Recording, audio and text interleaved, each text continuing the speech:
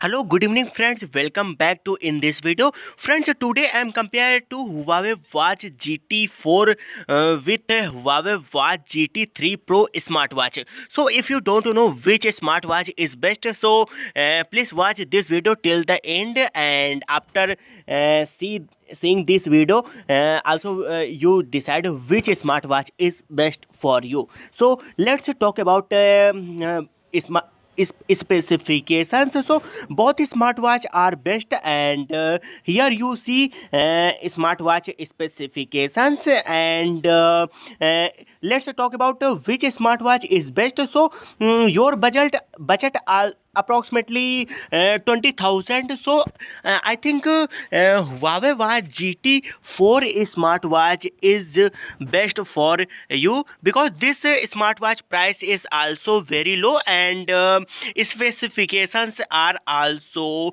very same, no big difference.